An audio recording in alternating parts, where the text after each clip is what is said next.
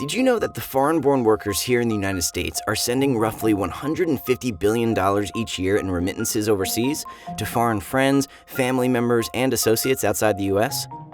More than $28 billion of that is sent by illegal aliens alone.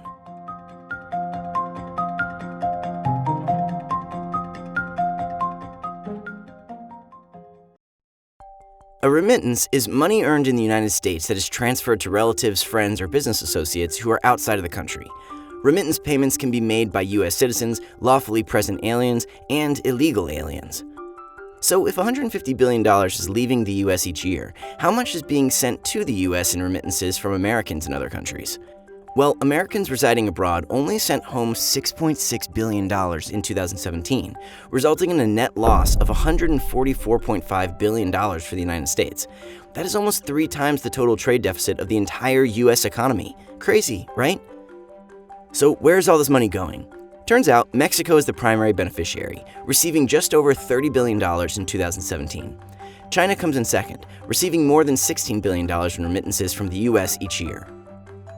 In the Northern Triangle countries of Central America, remittances from the U.S. are so significant that they are considered a major part of their gross domestic product, or GDP.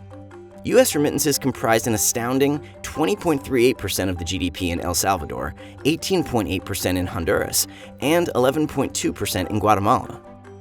In other words, remittances to the Northern Triangle countries are keeping their economies afloat. So, what are the problems here?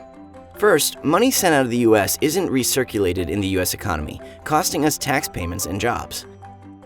Secondly, remittances sent back to home countries are an ineffective form of foreign investment. They generally buy consumer products made in other countries or are used by family members back home to try to move to the U.S. In short, remittances are a direct loss to the U.S. economy, taking profit away from American families and companies and sending it directly into the pockets of foreign businesses and governments. Today, only one state, Oklahoma, taxes remittances. If all 50 states had a remittance tax, we could keep at least $1.5 billion circulating through the U.S. economy each year. Bottom line, a heavy reliance on foreign and undocumented labor is costing the U.S. billions of dollars in remittances every single year. It is about time we ask ourselves, is this good for our economy, our communities, and our infrastructure? To learn more about the costs and consequences of U.S. immigration policy, visit fairus.org.